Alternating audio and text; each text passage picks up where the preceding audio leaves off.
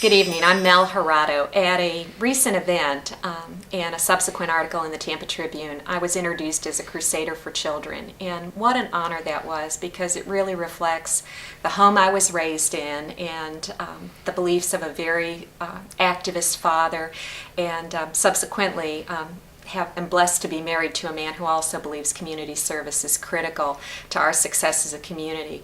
So when we step back and think about how to foster relationships and just develop a passion for life and a love of learning, this year in 2010 I feel especially blessed that I've been able to blend all of those areas together.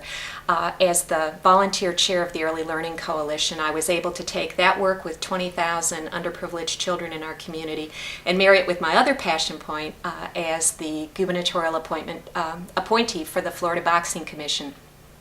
We came together, and I also recruited in the GFWC Temple Terrace Women's Club, and we instituted a knockout illiteracy campaign.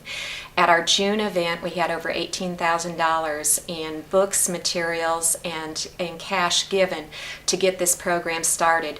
In the upcoming year, we have pledges and grant money, which is going to allow us to build a mentorship component. So that's real exciting.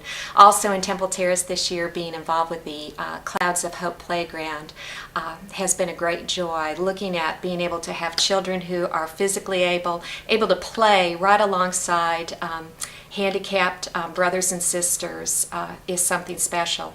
I know I'm sitting in front of the camera tonight because of 150 real special women, the GFWC Temple Terrace Women's Club, and it's real humbling that they saw me as their Volunteer of the Year, and the state awarded me the GFWC Volunteer of the Year award.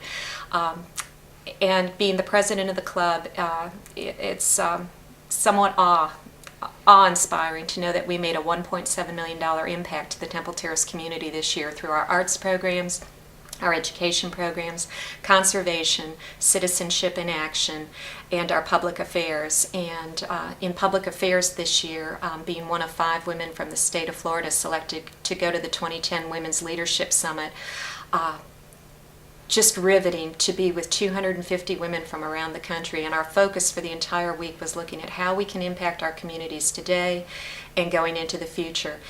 Back in the state of Florida this year, I had the opportunity to lead the statewide advocacy efforts for early learning. It was a tough economic year and a tough legislative year, but we were 100% successful in bringing funding to early learning programs.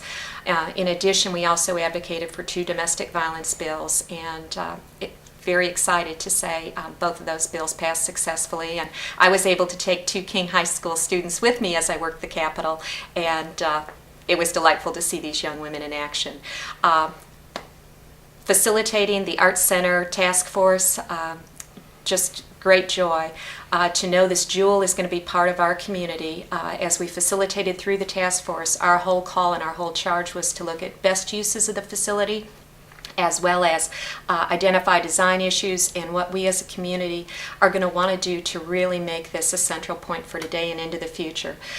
Looking forward, just going to continue working in the community. I know knockout illiteracy is going to continue to be a big push in the upcoming year, and it really is an honor to share this nomination along with Russ and Grant, 2 other just great citizen activists. I thank Temple Terrace.